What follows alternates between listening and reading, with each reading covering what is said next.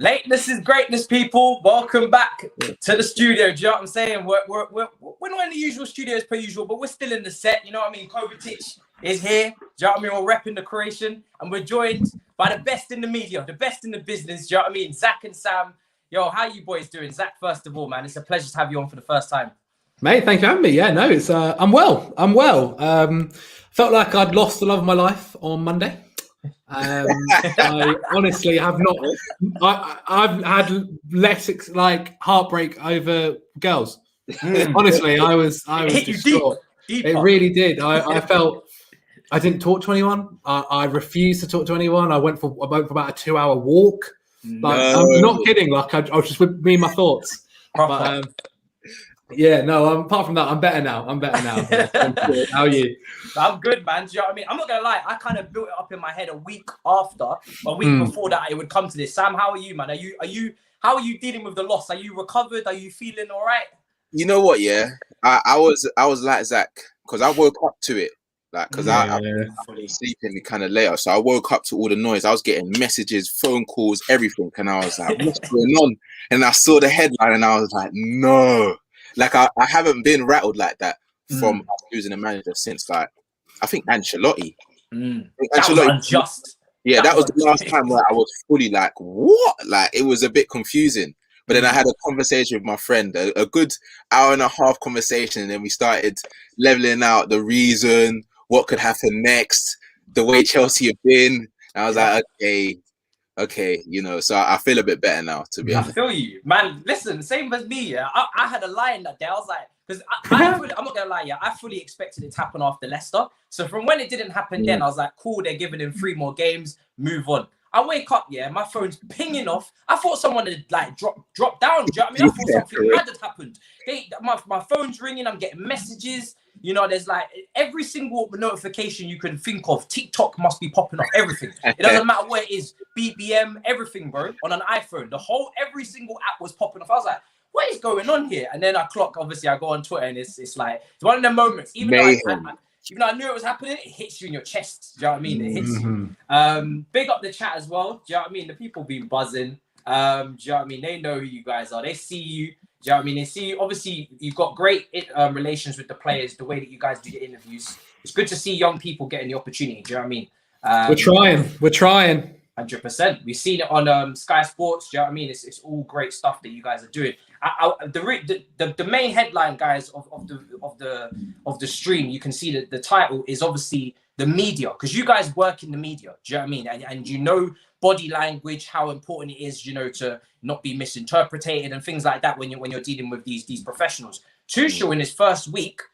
Damn, man. I mean, I know we're heartbroken and whatnot, but that's a decent way to get the wound healed.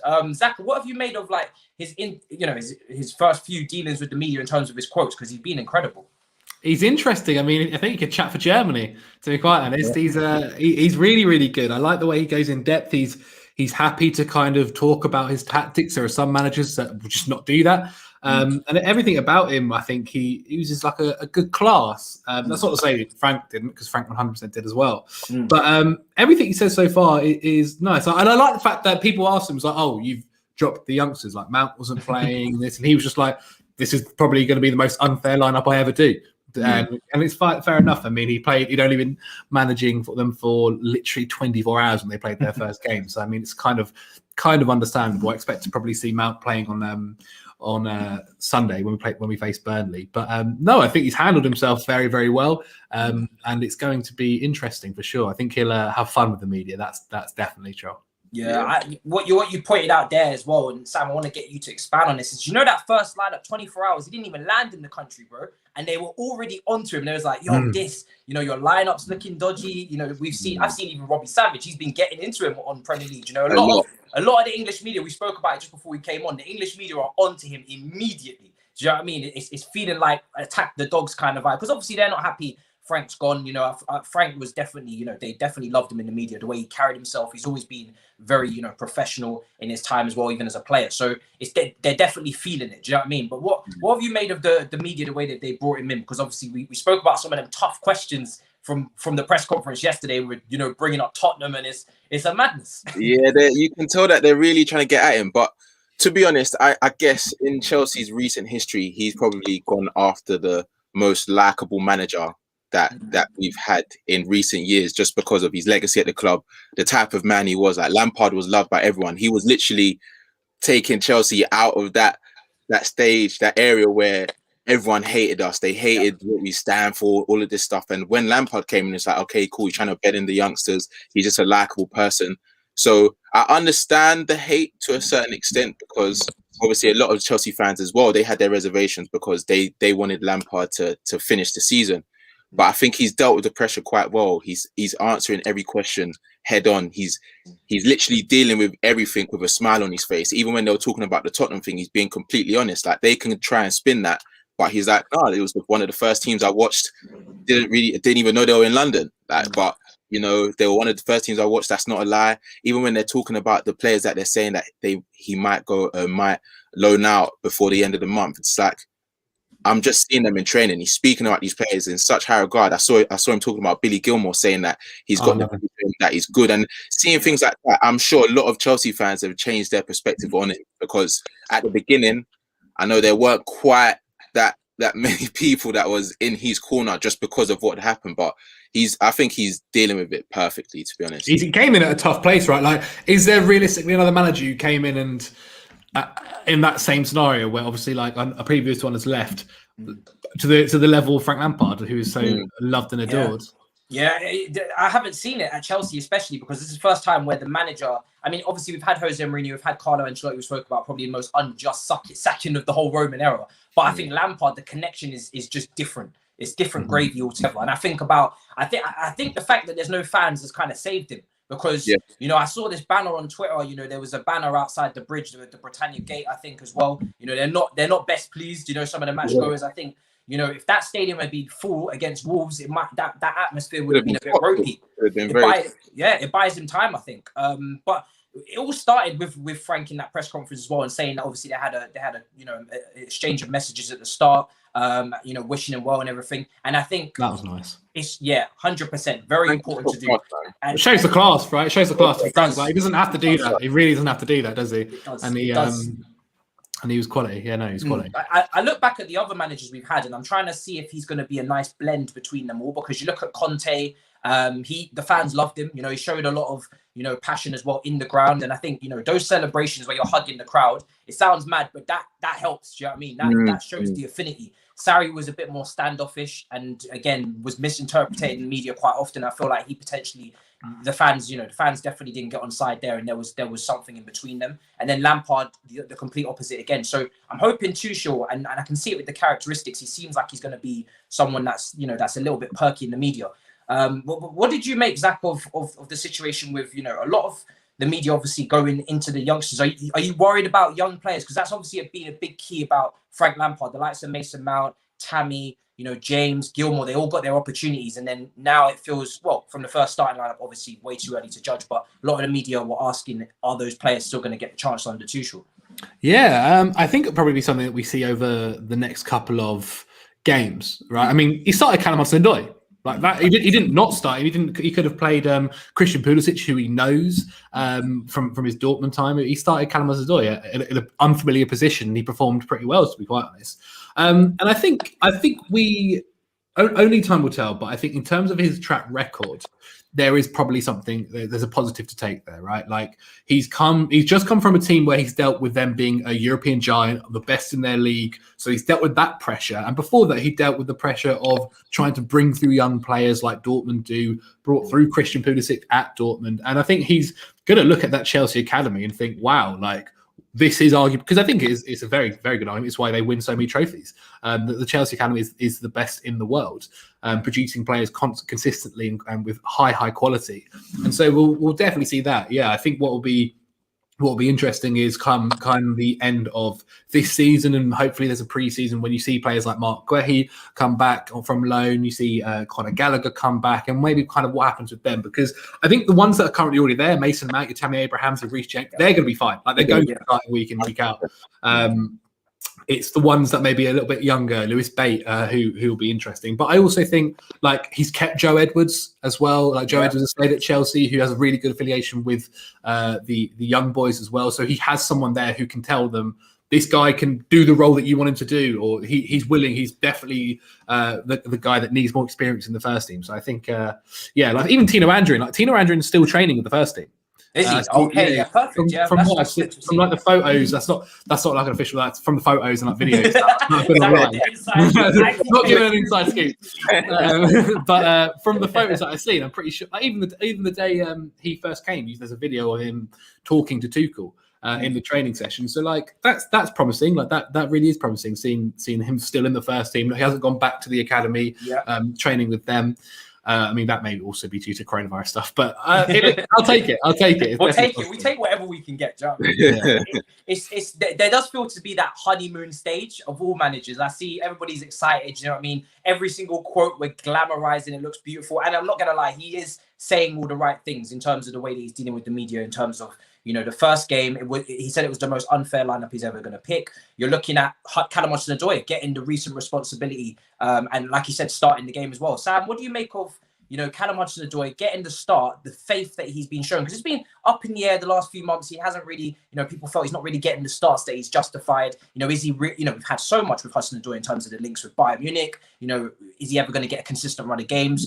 Do you think his future looks brighter under Tuchel? Because there's been some glowing images going on Twitter of them two together, and it just a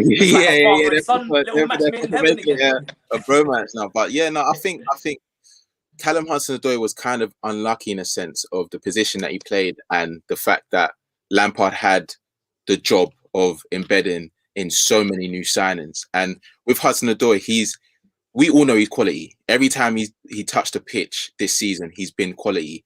And I guess that's probably when the games were going bad in the last few weeks.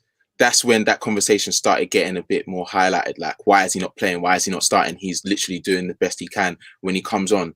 But before that, we had a good run of form and we was playing well. Do you get what I'm saying? So it's here and there. I don't think Lampard ever disrespected him or didn't rate him. Like he signed his new contract under Lampard. He said that Lampard was one of the biggest reasons he stayed at the club. So you can't really, obviously there's going to be agendas online and everything that we see. But I think with the squad that we have, there's always going to be a player that's going to be upset with maybe the amount of minutes that they're getting because of the amount of quality we have in certain positions. So I think we just have to realize we've got such young players as well.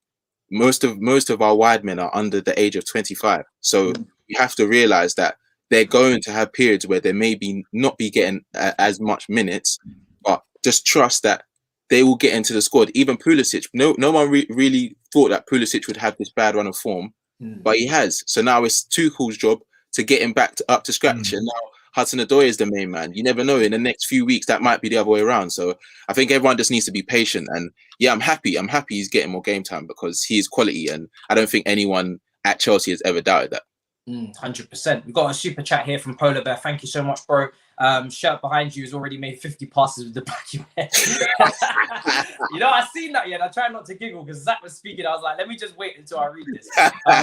Jokes aside, big up Zac and Sam. Frank's nice message to you for giving me some closure. I think so, 100%. And like I said, you have to get the fan base on side. There's obviously always politics at Chelsea, which we'll get into as well, but you have to get the fans on side. That's rule number one.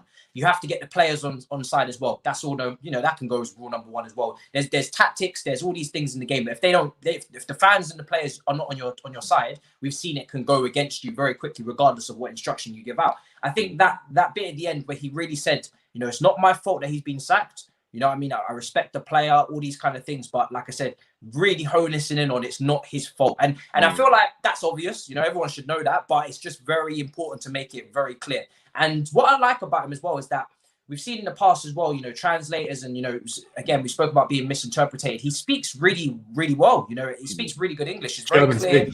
Yeah, they do. Sometimes better than us. Do you know what I mean? I'm joking. He's very clear. He's very concise. He can't really have his words twisted or minced, which is good. Because again, I know the English media, they're waiting for that one thing that he says. Like, especially right now, they're waiting for him to say one thing mad or one thing out of line, and then they're just gonna hop onto it. Because even after the game, like I've been seeing some of the comments, and it's just like, whoa. He trained with them for 20. He didn't even train with them for 24 hours. He had Not one even. session, Not even. yeah, the day before, and you're talking about it's boring football. How is he not playing this person? How's he? Give him time. Like, relax a little bit, like. But you know, it's weird. Yeah, man. The jet only just landed, bro. 24 hours before. He's unpacking his luggage, toothbrush, everything getting unpacked, and then suddenly, 24 hours later, you got a game. Not even, and then you got. Do you know what I mean? And I think when I speak about politics as well, and I want to get into this, is about. I know a lot of people will say a lot of the youngsters were left out, but there's always a pyramid. There's always, and again, it's a fresh slate. And I know, like I said, I've seen comments from some pundits about young players not starting the game and how can you drop Tammy, how can you drop Mount after their performances in the FA Cup, but it's a clean slate. It's always going to have to be a clean slate of a new manager. And there's always a hierarchy. There's always players on more money, the seniors. And I thought, you know, I looked at it the other way. I kind of liked the way he just gave the seniors the added responsibility of saying, listen, all right, you guys have maybe not been the happiest over the last few months. Go and prove in your first game when I've got very little time to prepare what you can do. You guys obviously interview players, you know, and interview, you know, public figures from the sport very often. So in terms of like body language and stuff like that, when you're looking back at these interviews, he's obviously really happy as well to get the job. Do you know what I mean? That's a clear sign. He wanted the job probably more than the club wanted him at one stage. Do you know what I mean? Zac, what have you made of, you know, when you're interviewing someone per se, can the way that they, because I'm looking at this from a journalistic standpoint, can the way that they act in their mannerisms and their upbeat vibe, can that translate to the journalist and it maybe will bring a rapport quicker with the journalists that interview him as well in the future? Oh yeah, for sure. I mean, for Tuchel's probably standpoint, it's have a joke with them, make them laugh, try and get comfortable straight away. I mean, it'll be try and dodge any tough questions from the off. If people asking any of this kind of stuff, try and be careful. But I mean, from his mannerisms, the way he was talking, it was all extremely positive. And I think that kind of was showed with the way kind of a lot of the Chelsea fans reacted. I think a lot of people kind of put at ease after that first press conference. Not too many, I think, afterwards were. I don't think anyone's really ever been that kind of against him. It's more just the way Frank left. That's kind of the big. It's not being over your ex more than the new person. Exactly. Yeah. Exactly. Yeah. Exactly. Precisely that. It just takes a bit of time. And you know what? Like a win against Burnley, a win against Spurs, like. That's people onto you straight away. That'll be fantastic. Touch wood. But no, in terms of that, like he's been really, really good. I think he's taken everything in his stride. All the press conferences that I've seen, like I reckon in the past couple of days. I know so much about him. Yeah. So before he was a footballer, he was a waiter. You're intrigued. Just because I'm intrigued. Yeah. Honestly, I find him really, really intriguing. Like there aren't that many managers who are so open about the way they play football. And I really find that super interesting. I talked to my brother. My brother's he's doing his UEFA B okay, cool. at the moment because he wants to try and become a manager. And he was talking we were talking about it. And he was like, yeah, this is everything. He's very, very interesting. I like the fact that like compared to Pep Guardiola and all these other ones, the way they kind of do their football is about repetition, like repeating and trying to make it like it's drilled in their head that if I get the ball here, I'm going to put it there. Whereas to him, it's about freedom, it's about creativity. It's something that Sam would love to play under, where it's I want to make the training sessions harder so that the game feel easier, and when I can get you in a certain scenario, it's you that is coming up with the solution rather than something that I've drilled into you, because people can learn that, right? Like a defense could like we saw with Sarri, right? The first couple of 10 games it was brilliant. People learned Mark Jorginho, you're done. If hopefully with Tuchel, it'll come to a point where you don't know what they're going to do because it changes all the time. Yeah. I mean, Sam, I've seen Instagram, like I said, just followed you today. I see the ball of pics laying all over the place. Sam will jog it off. Sam's good, bro. Sam is good. Zac, stop gassing it, man. We're all good. Do you know what I'm saying? Maybe for Sam, just cut the corners of the training ground. Do you know what I mean? Interested. I saw some pictures going around today of the smaller size 2s by the looks of it. That excited me because it's just like he's just like, even what Zac's saying is so true. Like whatever you read of him, you can just tell he just does things a bit different. And seeing us play with size 2 footballs and even the energy is still looking up there. Like normally when you lose a manager of Lampard's like stature, you could expect a few days of just like not bad energy, but it's gonna be a bit different. But I could tell he just came straight in and he was just like, guys, I understand that you loved him. Yeah, and I love him too. That type of vibe. You know, I love him too, but we got to I'm just getting flashbacks to previous relationships and that. It's giving them a mad foundation, right? As well. Like if Tuchel's coming in, he must look at that squad and go, wow. Like look at what you've laid here for me. It's a beautiful foundation for Tuchel to kind of take it to that next level and really go on to bigger and better things. Yeah, and I always said about Frank, even though I felt like it might have been time, I felt like it was time for him to go after that Leicester game. I love the squad that we built. You know, obviously him having a hand in it, the board as well. There's some club signings in there, thrown in there as well. I'm sure they've put together a really talented team. I know I know it's a bit bloated. Do you know what I mean? There's probably a bit too many players. You know, 3 left backs, that never helps. 3 senior goalkeepers, that never helps. You know, it never helps keep the dressing room settled. Yeah, it's a bit much. Do you know what I mean? But I mean, even Tuchel's come out and said in the press conference yesterday that it's not too big, and I don't know if I believe that, because I'm sure it is a bit too big. But it's very critical that he saes that kind of stuff, because you need to get everyone back on side. You suddenly say the squad's too big, and everyone's like, oh, hold on, is it me? Yeah. Do you know what I mean? It's that kind of thing where, again, we know the market we're in terms of the pandemic. There's not going to be any ins or outs, like massive, you know, moves, maybe a loan here and there. That's about it. So it's very important that everyone's pulling in the one direction going forward. And you know, whether the squad is bloated or not, he's going to have to get that squad back together and move forward. And I think another important part, we talk about, you know, post Lampard and some players being down. I think because a lot of the younger players really maybe would have had the closer connection. But they're such, I mean, you've interviewed a few of them, so I want to get into some of their personalities.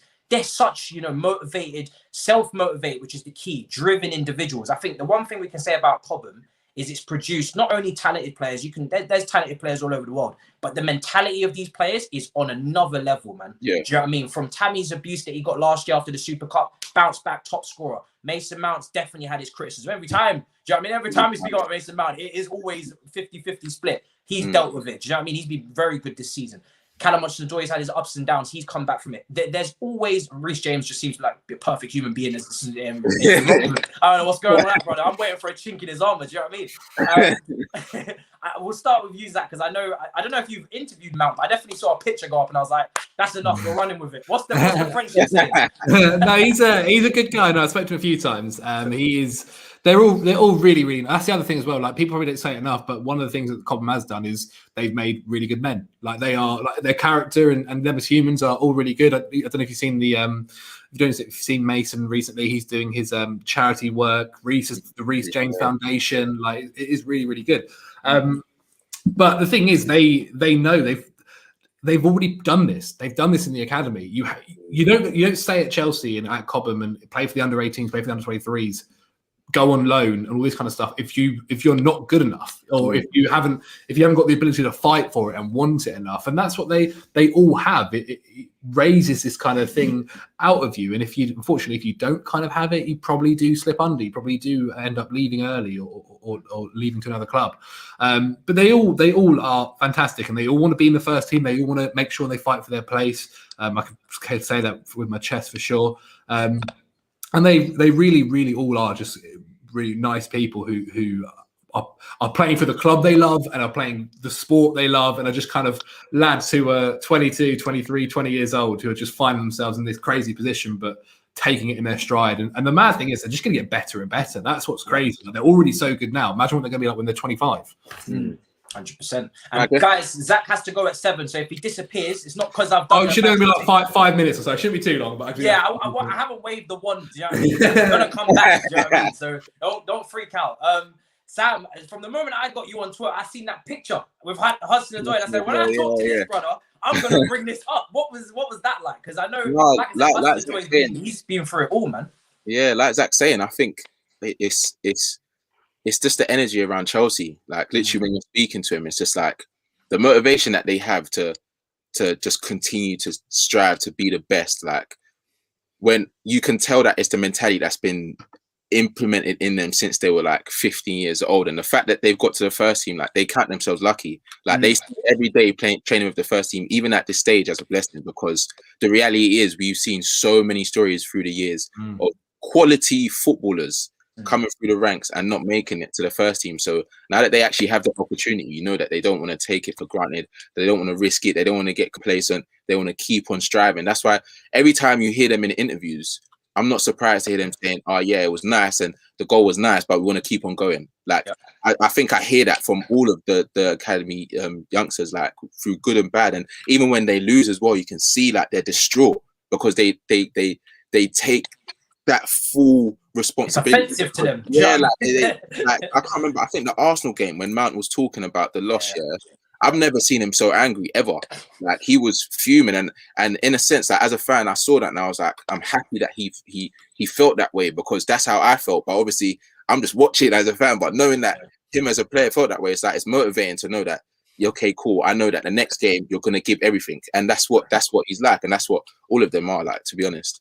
100%, yeah, man. He looked like he was gonna switch. You know what I mean? You know, everyone's in primary school. Someone used to say something to you, you'd be like, "Do you want me? I'm gonna switch on you." You know, you ever try it? Do you know what I mean? You know when the vein pops, you're like, "Yo, these little goosebumps go up your arm, and you start to feel a certain way. You can feel this anger in you." I was like, "Yo, I would actually love for Matt to just." I love the journalists. Like, no hard feelings, but if he switches on you, I'm not gonna lie. I'm gonna be very entertained. I'm trying to see the same anger that I had because that Arsenal game in particular, yo, I've never been so. On YouTube, monetization people, I ain't gonna say it, but yo, that was on my birthday, bro. I felt that I had my family around. I was watching in my birthday vibes. Lost, bro. And that's the first time we lost to Arsenal on my birthday, so like it was hard to take. 100%. No candles that day. Do you know what I mean? What do I want to wish for? Get your wishes out here, bro. Like candles like this. 100%. But yeah, man. I mean, the definitely the mood is definitely lifted this week. I feel like it's taken a while. Like I said, there's been heartbreak, but people are starting to pick up now. The training pictures are out. Everyone's looking good. You know, Chelsea are dropping new merch. Do you know what I mean? Like Jake Paul. Do you know what I mean? That Crystal Palace vibe again. Well, very quickly, because I know you guys definitely. I know you guys are definitely getting some merch. Yeah, I don't know if you're getting it for free, but you're definitely getting some merch. I'm hoping anyway. Surely that. No. None that I know of. None that I know of. No. Yeah. It's what it is. It's what it is. Damn, do you know what I mean? This club's getting real stingy. I saw it. The original like Nike. With the red and I don't mind it. I quite like it. It's nice, but Crystal Palace are gonna come for us soon. You know, that's the second time. It's the second time, people that we're copying Palace. I'm like, yo, they're gonna send for us soon. It's getting risky territory. I mean, are you guys confident for Burnley? How are you feeling in terms of that, Zac? Yeah, look, I mean, Burnley have definitely turned it around. They're not the same. I mean, the big thing for them is Ben Mee and Tarkowski. When those two play together defensively, they are another level. They're so good together. Nick Pope, fantastic goalkeeper. We've seen it, but we have too much quality. Like we have. I feel like I keep saying it, to be fair, at the moment, but we do have way too much quality to realistically losing those matches. And now we're on a run where we have to be picking up 3 points. Like, okay, we drew to Wolves. They were very defensive. And yes, Burnley will be defensive, but they probably will be, I'd like to think anyway, a little bit more further up the pitch. You know, it's been a few more days trying to get to understand Tuchel's system, considering that was the performance against Burnley, and they already seem to get somewhat of an understanding. That's actually quite a positive thought. But it's going to be tough. You know, not any team can just beat Liverpool. Like Liverpool are a good side. We saw that yesterday against Spurs. But yeah, if Chelsea are able to kind of, if Chelsea are able to play the system that he wants, he would have been looking at how Burnley play and their weaknesses and into what they do and going with it. Like if Ziyech can maybe pick up, because he had a fantastic game against Burnley last time. Ziyech picks up, and maybe Timo starts. Like I'll be very interested to see the lineup, to be quite honest. But I think we'll do well. I think we just have way too much quality, and it's at home. You know, hopefully this will be the first win to then kick on and beat Spurs midweek. 100%. I will be back in 5 minutes, Matt. Shouldn't be too long. Got you, bro. Enjoy my chair. I'll ask the chair a question. When it comes to Chelsea right now, I'll talk to everybody. Sam, before we get the next few fixtures, I think that Wolves game was a real good foundation to build on in terms of not only for Tuchel tactically, because he came up against a low block. I look at the fixtures we got coming up. Burnley, you can assume a low block. Tottenham, we remember them at the Bridge in the second half. They just parked it. double decker. You know that long windy bus that used to be in London. The 4x3s and that. Yeah. The one that they had to cut off. You know, they had to stop distributing. It was a dangerous one. They were dangerous. You got Sheffield United again in there. They're bottom of the league, but they just beat United, so we have to be careful. Barnsley in the cup, Newcastle. It is a run of very similar, not negative, but they're conservative, as I say. Do you know what I mean? They're gonna be wary of their limitations. They're gonna be low block. I mean, do you think, because we have struggled at times, but do you think Tuchel, obviously, with that, maybe that next step up in manager in terms of experience and tactical nous, do you think this is a period where we can go on a run kind of thing? I think so, like I'm hoping so anyway, just because of off of that Wolves game. Like obviously we know how the other Wolves game went, and just watching that game, even though it was 0-0, there wasn't that many exciting moments, and we didn't create that many chances. It was the fact that we dominated the ball, one, and when we didn't have the ball, the one thing that I loved and something that's been consistent in all of Tuchel's teams is the speed that we try to get the ball back. Like if you saw, every time we lost the ball, no matter who lost it, like there was a point where Chua lost the ball like in the middle, and he just went to try and get it back straight away, because he says that his team has 5 to 6 second period where he wants them to win the ball back. And then once you get the ball back, okay, what can we do here?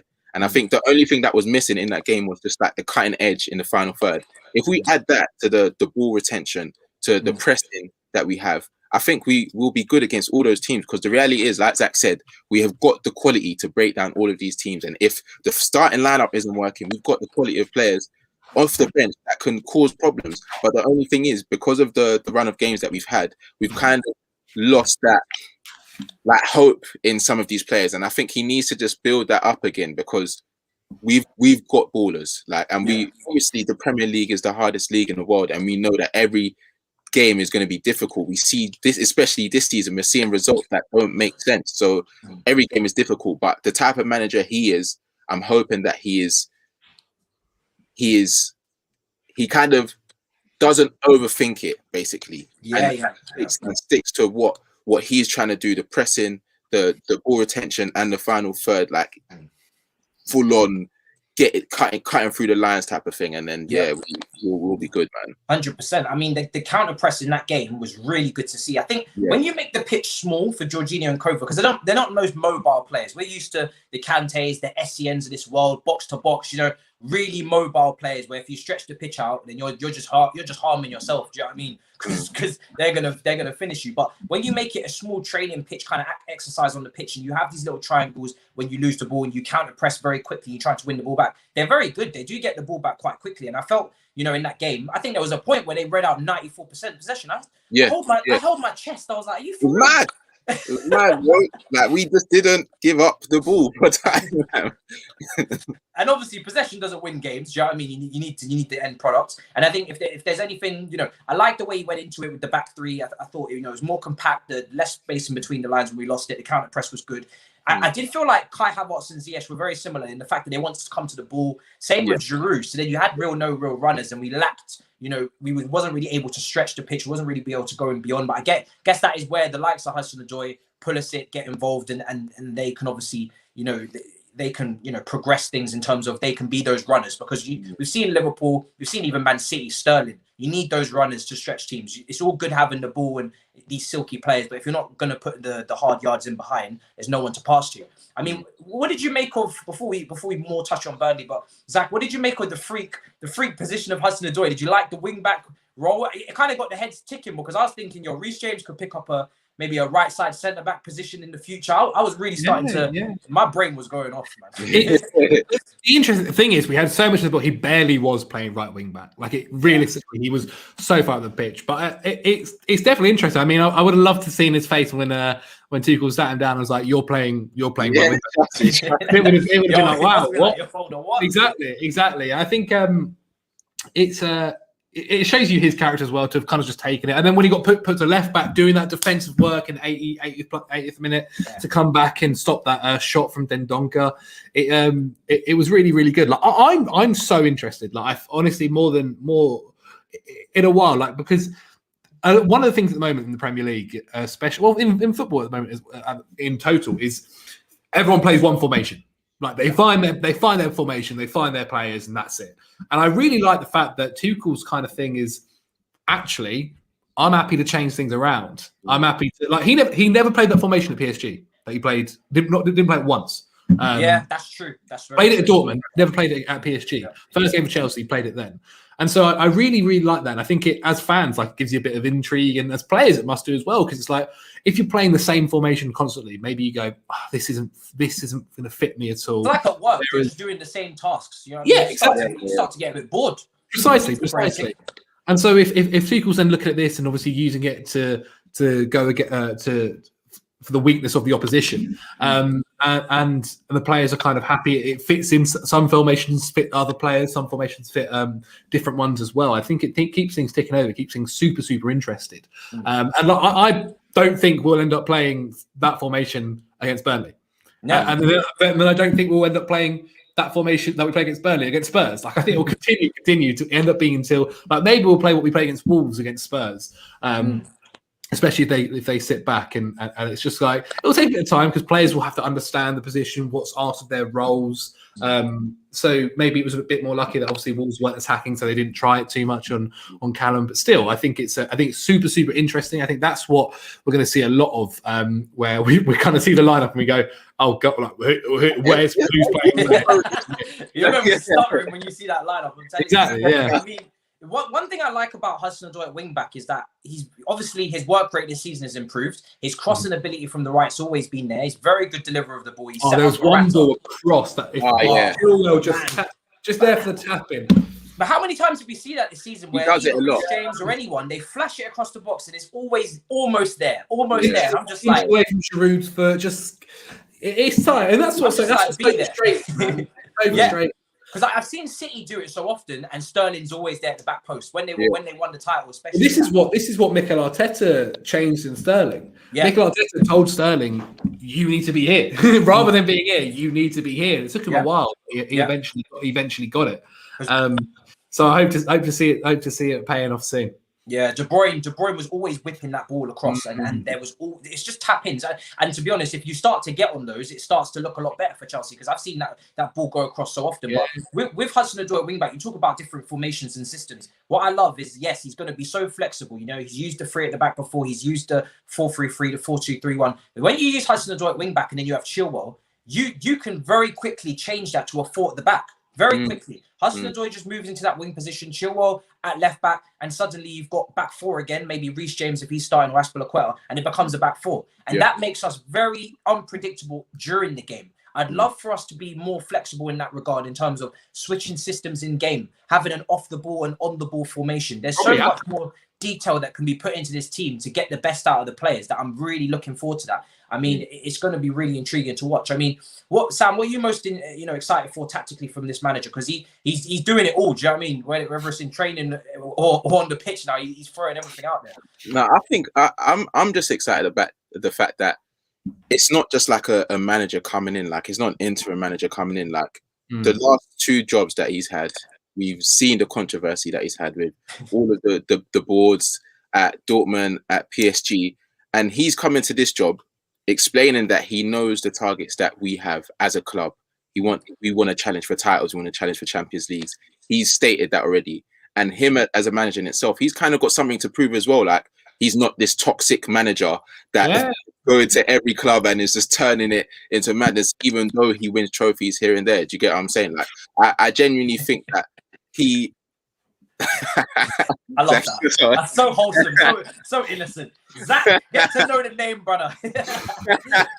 It's Zac Djellab, you know. But no, like I was saying, he genuinely has something to prove, and he's got a willingness to kind of learn. Like, and I just like that. I just like seeing that in managers when their attention to detail is so like. It's you can see when it's kind of like when he's training, when he's on the touchline and he's telling players to go here, go there. He was getting Aspie's name wrong. It's not Aspie, you know? Like, willing to just get straight into it. Do you get what I'm saying? And I think with a manager like that, and like Zac said, because he's so versatile, it's just exciting. Like But like, trust me, when the rumors was going on at the beginning, when Lampard was still in a job and Tuchel was touted to be his replacement, I wasn't that optimistic. Like I was just like, oh, come on, like, well, who is this? PSG, they're always supposed to win, all of this stuff. And then you actually do your research, like you should do as football fans. Yeah, you do your research. No one wing it. Don't wing it in this thing. Find out real quick. Oh yeah, exactly. You honestly do. Jesus Christ. You actually find out the type of manager that he is and the philosophy that he has and how good, like, the players that he plays with, that they love him. Like even Thiago Silva, he's got lovely things to say about him. The best players that he's played with, Neymar, Mbappe, they say lovely things about him. And the reality is, if he's got a squad like this, let's be honest, with a manager that's got a history of getting the best out of youngsters, the manager that's got a history of winning titles, it's kind of like it's a jigsaw, and it's just kind of, not getting ahead of myself, but you know what I mean? It's like, you know what I mean? It's getting there, but hopefully. No, it's true, because it is that, you know, honeymoon stage and that bounce, and you got to enjoy it as a football fan. And I know he's got 18 months on his contract, and that does seem very short term. It does seem very interim-y. But at the same time, I kind of like it from the club, because we've seen them sack a lot of managers and then they got to pay them out. I remember David Moyes at United. They were still paying him until like 2019. That brother could have had 2 more jobs and he was still getting paid from United, which I find that astonishing to give someone a 7-year deal. I think they did that with Alan Pardew at Newcastle after he finished fifth. Cisse and Demba Ba, they was like, yo, have it all. It was like a Rio at the will type situation, give him whatever he wants, and they really did. And then Zac, next thing you know, and you got to pay out that contract. So it's good that, and we spoke about it in terms of, and we're going to get into it about, you know, how he deals with the media when things are not going right, or deals with the board. He has these little riffs, and how will he deal with his first bad patch at Chelsea. But to push on from your point about the mannerisms on the bench as well, I love that, man. The little instructions, the details that you see. I mean, I like to mock Klopp and Pep for after the game, where they're still giving tactical instructions, and it's like, yo, is the camera? All right, cool. You know what I mean? It looks a bit mad, but it's good to see them find the details. I mean, Zac, what have you made about his mannerisms on the bench as well? We see really good instructions going to Hudson Odoi, and obviously there's no crowd now, so you can kind of hear what's going on as well at times as well. Yeah, indeed. Again, super interesting. You mentioned Klopp and Pep. Like, those two are massive for it. To be fair as well, Frank was too. Frank used to do it quite a bit as well on the touchline. But it just shows you how invested he is already. So invested into the club and into that game and what's happening, and how everything needs to go after it kind of in the way that he's thinking, or making sure that it goes into the right person constantly. I mean, he's going to Aspie, depending on how he says. They call him Dave. Indeed. They call him Dave. Indeed. And yeah, he's saying to them like, oh, make sure you know the left wing back is coming back into it and all that. I mean, I don't know the exact tactics, otherwise I'd be a manager. But no, I think it's super interesting to see, and something which we'll definitely see more and more of. Like, I mean, when we play Liverpool or City, the cameraman's going to just have one job to keep the camera on those two, because that's what they have to do. I'll be very interested to see what happens when we score a goal. I mean, he was that interested in 0-0. I mean, once we score a goal or a couple of goals, he might be doing a Jose Mourinho running down the touchline. Yeah, well, I'm really looking forward to when fans are back. I think it's good initially that they're not there, because it gives him time to just focus on, you know, getting to know the players. We speak about the fact that he already knows Thiago Silva, knows Pulisic. Obviously, probably the German guys, he's probably had brief conversations when he's come up against them in the Bundesliga. You know, Hudson Odoi, he's taken a shine to very quickly. Spoken about even Jorginho and Kante, he really wanted them at other clubs, and now he's got them. So things like that. But when the fans eventually do come back into the stadium, that desire and that, you know, empathy for the game and the passion and drive, they're definitely gonna affiliate to that immediately. I want to get you guys' thoughts on expectations, because he's come in. He's very ambitious. We speak about media, and he said, I want to win things. I want to win titles. And from the moment Roman's just sitting there like, yep, tick, that's exactly what I want to hear. Great stuff. But then you got to implement it. Then you got to put it into practice. You got to go out and do it. You know, put your money where your mouth is, so to speak. But this season, he's got half the season left. Literally, I think 19 games it was, or something like that. I think it was. Yeah. You literally dead in the middle. We're still in the FA Cup. Champions League against Atletico Madrid against Diego Simeone. That'll be a good game. That'll be a great game. We talk about tactics. That's going to be fascinating. Sam, first of all, what's your realistic or dream? We'll do both. Expectations for the season. What are you thinking? Like it's interesting, isn't it? Because this season's so unpredictable. Oh man. But like you said, obviously Roman's got his expectation, and he hasn't even spoke to Roman. He said he's just been in conversation with Peter Cech. Yeah. He's he it's like he's got some godfather that he's not even allowed to speak to. Maybe you know what I'm saying, but I think personally, because of the way the season's going, I want us to be in that top 4 Champions League spot in it. That's what I personally want with the squad that we have, the depth that we have as well. Not that many injuries. Kante's back. Like the energy seems a bit better. I'm hoping that he can kind of implement his philosophy and get them to buy into it as soon as get into that top 4, maybe challenge for like that Champions League game against Atletico Madrid is going to be very difficult. I think we're definitely going to go into that game as the underdogs because of how good they're doing. So I think he can just throw anything at that game, and if he comes out on top, then that he'll get even more ratings. But 100%. I think if he gets in the latter stages of the cups, gets top 4, I think that'll be a good season in the position that we're in. And then next season, you just gotta be up there. You gotta 100%. Be up there. And I think that's just what Lampard not necessarily failed with because he didn't get to complete the season. And I think the board, like they said in the statement, that's what they're worried for. Because he hasn't got that experience, they didn't know if he was able to do that. Not that he was unable to do it. They just didn't know. It was like, exactly. Okay, let's get someone that has the experience that can get a team out of a rough patch and maybe push them on. So I think next season we should be challenging for titles. That's what we want. That's what they want. And he's only got 18 months, so he knows that's the objectives. Yeah, and I think what will be different when Tuchel goes through his rough patch, you speak about his experience. Because when you know what I mean, we've all had jobs. When you're going through that rough patch at work, you're like, yo, boss, but look what I did for you, 3 months ago. Or look what I did at my last job. Look, do you want to take a look at my CV again? Do you know what I mean? It's like, you've got evidence to go back on to say, yo, I can do this. Whereas Frank, he had the time with the name, but he didn't have the time with the experience. He didn't have anything to lean back on and say, yo, look what I did here, because he hasn't got that in his role in management. Zac, what's your expectations? How far do you think we can go? This season, I guess it's going to have to be Champions League football. The mad thing is, like, with the way the season's gone, it's crazy to even think, that's still a possibility. But that's because of the way the season's been. It's been crazy, and that's maybe a blessing and a curse in a way. Games kind of thick and fast. But yeah, I think top 4 is the reason Chelsea brought him in. Otherwise, like, you would have just carried on. Like, you would have carried on with Frank if you were willing to risk it. But they need top 4, and that's for several reasons. Stay in the Champions League, but you also spent £220 million in the summer. You can't then go from not spending anything, to then getting Champions League football, and then spending 220 million and then not getting Champions League football. It doesn't make sense. Like, financially, it's a bad idea. And also, what's really going to be interesting is in the summer coming, a club like Chelsea, who aren't owned by a company, they're owned by a guy who's super, super rich, are going to, if they want to, they can capitalize on the market. Teams like Real Madrid, teams like Barcelona don't have the funds.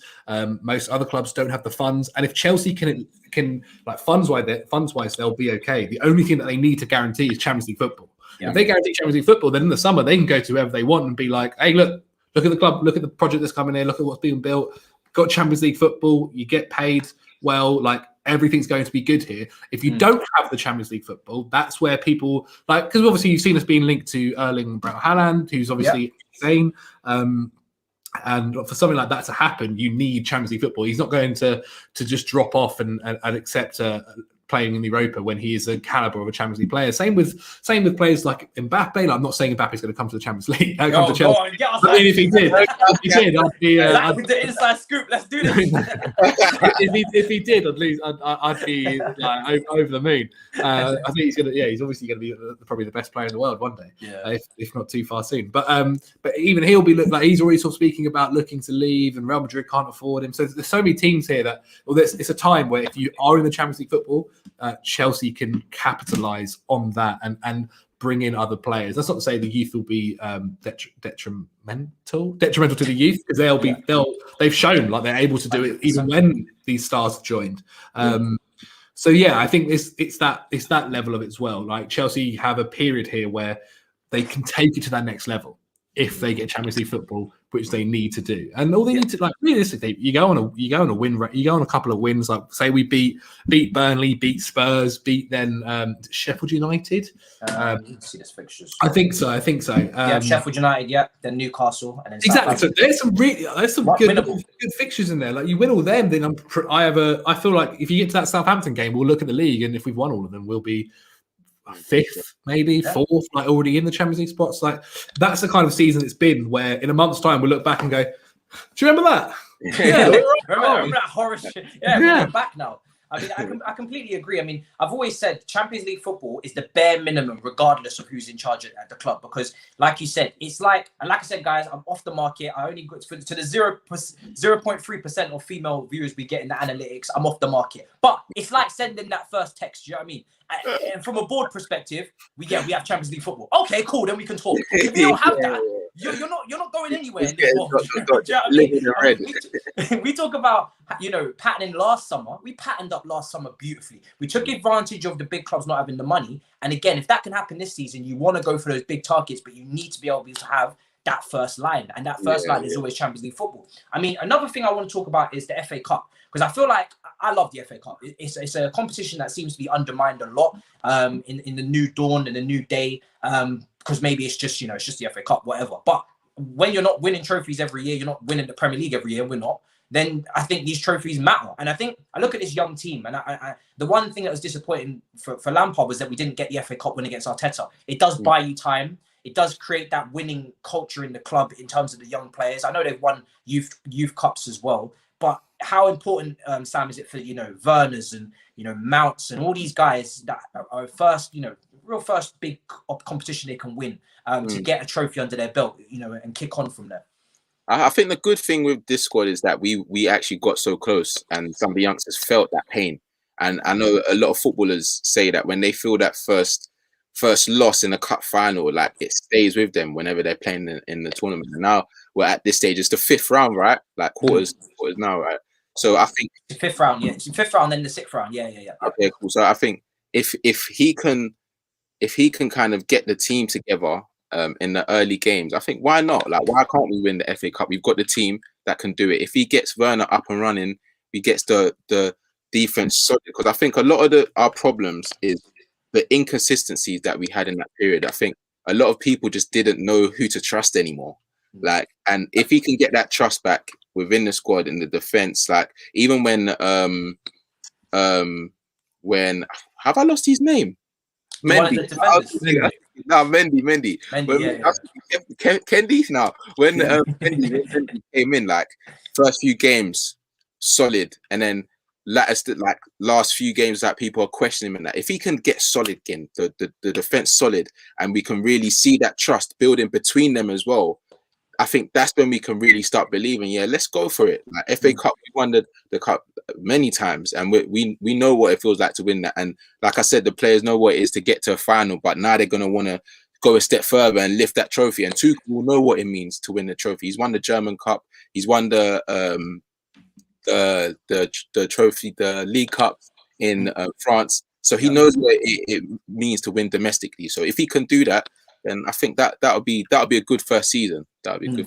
It'll be big, and people talk about prioritizing. Of course, you don't prioritize over the league, but what he hinted in that press conference is that he's got 22, 23 players he can rely on, and that's the advantage of having a big squad, is that we can mix it up for the FA Cup and it still send out a team of full internationals that you would still expect to take care of a Barnsley or whoever we face, in the future rounds if we get past them. So the expectation from Roman, and I'm trying to look at it from a board perspective, is we're not going to prioritize it, but you should still win, because when I'm paying all of these guys 100k a week, you better win. Do you know what I mean? You haven't got a thin squad. You're not hampered in the fact that you can't rotate. I'm paying wages here, and I want results. Do you know what I mean? I want cups as well. So I remember all those great days out. Have either of you gone to a game at Wembley in the final or anything? If you have, please tell me the atmosphere, because I've only been to the semi-finals. I've only been to a semi. I haven't been to. I've been to a couple. I've been to the League Cup final against City, which we lost in penalties. Oh, God. Yeah. That was rough, but it's the atmosphere. The Saturday when he was going down the That's the only one. The only thing I have to take from that game is Loftus-Cheek's touch, where he flips around. Yeah, man. Oh. Yeah. No, I've been to that. I also went to the Community Shield against Arsenal, which we also lost on penalties. I'm really not a good omen. I'm not a good omen. Like I could probably I'm trying to think of the times I've seen Chelsea win. Not many. Not like I think I've seen Chelsea win like live once or twice, and that was against like in the FA Cup against maybe like Middlesbrough. They're safe games, they're safe. Yeah, like honestly, I've seen us play United, lost both times. I was there when Frank Lampard first took over, 4-0 at Old Trafford. Seen us lost.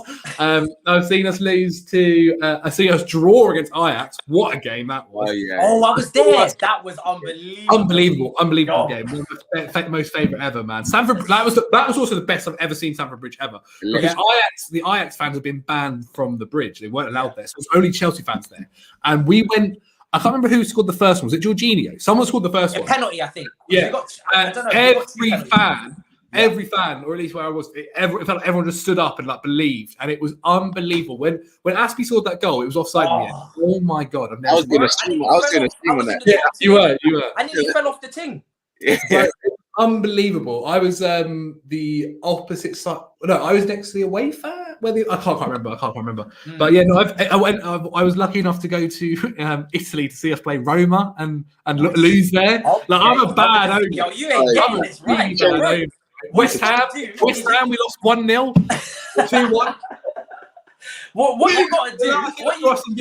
We drew, or maybe we didn't beat them. Nah, bro, you're doing it wrong. You got to pick and choose your fights. You know, if you're like a YouTube boxer, you're trying to get known in the industry. We played West Ham last year. They weren't good. Nah, bro. Right? Nah, we should have beaten them. Nah, bro. What I did, because I've seen us lose, but I've only seen us lose one game. And I can't remember what game it was. I'll try and refresh the memory soon. But what I did as a young fan, because I was going with my dad, so he only got them cheaper games. He was like, hold on a second, I don't know if you're really into it, so let me take you to the FA Cup 5th round first, and then if you really feeling it, then you can step up to the bigger levels of Premier League. I was loving it though. I took on Charlton. I took on Shrewsbury. I took on all them little games. I was like, let me just get my wins in, get my confidence up.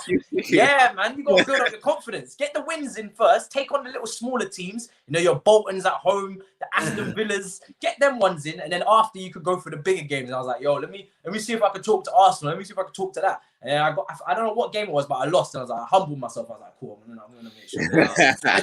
really bad open, man. I feel like I can never go to games. Like once fans are allowed back in, I'm just gonna no difference to me, mate. I'll be honest. I got to take them for the team. Yeah, I got to take them for the team, lads. If I'm being honest, it's rough. It's rough. Yeah. I just don't see us ever win. I'm trying to think I think I've seen maybe one. I can't think of. I'm thinking of that meme, and I don't know if you're thinking of it as well, Sam. But you know that meme where it's like there's an imposter among us. It's Sam. It's Zac at the game. There's a picture. He's literally got a meme from Was it the United 4-0 on the first day? The camera cross, and I'm there, and they just see me going. It's on my Instagram. I think it's on my Instagram, whatever. I just think about it where it's like, yo, he's playing against us. You know what I mean? You know that. Yeah. West Ham weren't playing well. If I see Zac at a game, I'm just be like, yo, he's playing against us. Oh, mate. I even went to the one when we faced United, I think, in the FA Cup. Yeah, and I remember Rashford hasn't scored a free kick in ages. Oh, I was at that as well. Yeah, the one with the I was with a United fan. He goes, yeah, Rashford hasn't scored a free kick in ages. He's never going to score this. He's like 35 yards out, 40 yards out. And I go, yeah, he's going to score. And he pops it in, and I was like, great. Another game that we were on top of the whole time. He just beat us. I'm not gonna. I got a good view of that. I was in the. I don't know what's that. Oh, it's an unbelievable free kick. What a free kick! But I just want to win another game, man. I've not seen them win. I was in the West Stand for that top tier, and I seen the free kick. I was like, surely not. And then it went, and then it just dipped, and I was like, do you know what? That was a good goal. Yeah, you got to take it. Mate, with those kind of goals, you have to take your hat off. Like the one when we were against Ajax, when Ziyech was playing against us. Yeah. I know obviously Kepa can do better, but like that one, you just sit there and you go, wow, like what a moment we've seen. What a moment! Yeah. But it's also everything. I've been to Crawley Town games, which is my hometown, and I think I've seen them win once, and I've been like 10 times at least. Maybe your pre-match ritual or something because they're signed off before the game. I'm lost. Now I go to the stadium sometimes when I shoot that match day show with Chelsea. When we were going there, I'm just like, I'm not even going to look at the pitch. I'm just going to act like I'm not even pretend that I'm not here. I was there for the ZS one, man. Folded his arms in front of me. I said, you know what? When I get a hold of you, it's a different situation. That's disrespectful. Sam, any games you gone to? Hopefully a win record, something there.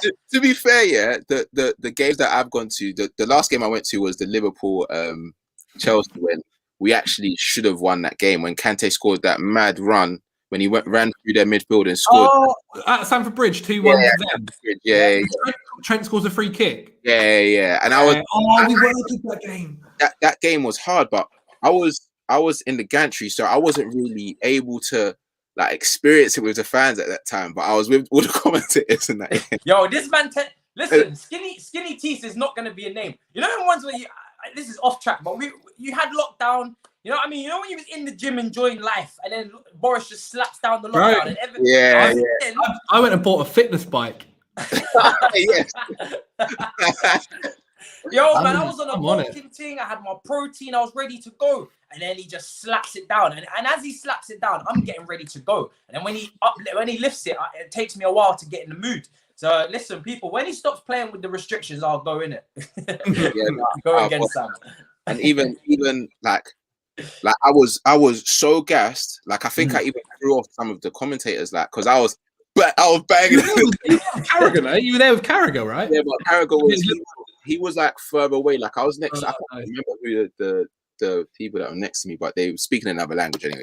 But I was just like, yes. Like, I was looking around like this. We needed someone to celebrate. And these times, I think that wasn't that. I think that was either equalizer or it was just to get back into the game. But I think seeing that game and I was thinking, no, we can actually win this game. Like, and just having that feeling of like, I'm not hearing the commentary or anything. I'm just seeing the players. And sometimes when you're at games, it feels a bit different. Like you just always believe. Like I'm just always believing. Like we could come back. And when the final whistle went, I was like, damn, we actually lost.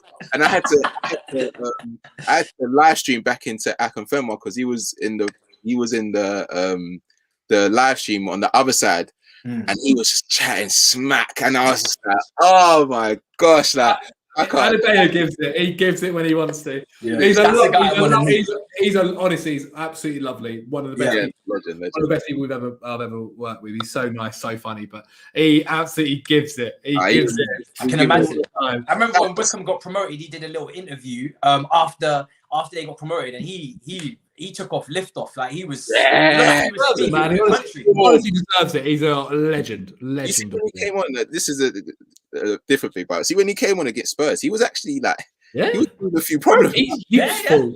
Like, he's never relied on his pace. So if you lose your pace, like, and you don't really lose anything else as you get older, apart from maybe.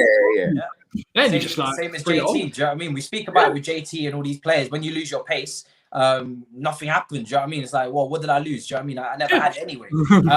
But people, I mean, big up to the chat, man. I could talk with these guys all day. It's been a great stream.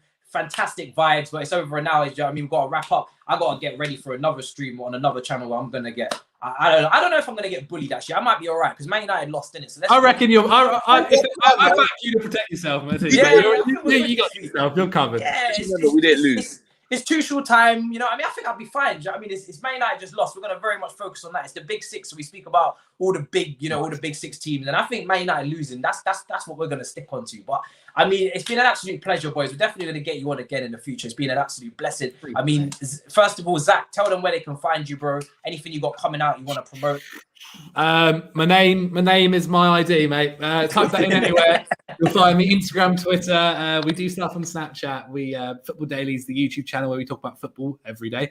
We've got my own one, Zac Djellab. Yeah, appreciate it if you follow it. If not, thank you anyway for having me. Subscribe to him because he's doing some funny videos. He's doing some. You got YouTube channels, Zac? Yeah. Okay, I'm I've seen your trying. YouTube channel. I'm gonna have to check that out. 100. Do Trying. you upload? Is it a regular thing or is it just every? It's as regular as I can. I try every fortnight. I've never done that, but I try. This is what it says in the about. Do you know what I mean? Exactly. Yeah, man. I seen your thing with Willa Nee that came out. I don't know what was. On JD. He's they were good boys. No, Will's got a new show. Check that out if you want. Support me in the comments. They're a good laugh. I was the king of football there. I've had so much knowledge, better than everyone else. It's brilliant. Once. Sam, man, let them know where to find you, bro. You're always up to something. I saw something go up recently. There was a post that went up there when you were speaking. Was there some music related thing? What was going on there? Yeah, it was No Signal. I think they came up and Copper, and they were doing your 3 most iconic moments with a soundtrack on the back of it. Okay. Think about it. Think of your best moments and think of a track that you want to put next to it. It's actually funny now when you go head to head. But yeah, you can same as Zac on Football Daily on the YouTube. I'm gonna come back. I've been out. He's been out. I checked your channel. I said, "Yo, where's Sam gone?" Yeah. I've been out. I've been injured. Yeah, I've been injured. So I'm coming back this week. But yeah, check us out on Snapchat. Also my YouTube as well. Sam Obaseki. Socials _Sam Obaseki, because someone don't know who he is. Using the Sam Obaseki, and I can't. Use got a snake in the grass, is it? Yeah? Right, cool. All right, we'll find out who it is. You know what I mean? You man can't be having that. I'll put the links to the channels in the description after it's processed as well. Go and check out the channels. Like I said, get onto them. Let's get them regular uploads in. Do you know what I mean? Let's get onto the boys. I want to see some. Sounds better than me, mate. Sounds better than me. I'm screwed. I try. But the videos take a while to do. They take a while to do. That's the issue. More detail to Zac's videos. So you try. But Sam's are also class. Sam's are brilliant. 100%. Boys, it's been an absolute pleasure. People in the chat, thank you so much for joining us. You know, it's been over 400 of you in here just spamming the comments. Love to see it as per usual. You know, we're going to be back tomorrow. Alex Goldberg's going to be on. You know who he is from the Byline. We work very closely together. We're going to do a full-on... Huh? Tell him I say hello. Yeah, 100. Yeah, you've been always wanted to go on his podcast. Get us on the podcast with T. That's my I will, because after the game thing. Perfect. I'd love that. That would be dope. 100%. We're gonna get that mashed up. We're having guests now on the post pod. Oh, sick! Perfect timing. It used to just be me and him. Now we're getting guests on as well, so that's gonna be fun. But you guys know Alex. Do you know what I mean? He's repping America, repping Boston. He's gonna be on tomorrow. We're gonna do a full on Burnley preview. And get real nitty gritty on what Sean Dyche is going to bring to this party. You know what I mean? A nice low block, stinky, hoof the ball up to the top type thing. Tuchel is about to feel what English football has to offer. You know what I mean? Bless. People, I will see you tomorrow. Thank you so much for joining us. In a bit, people. Peace, lads. Perfect.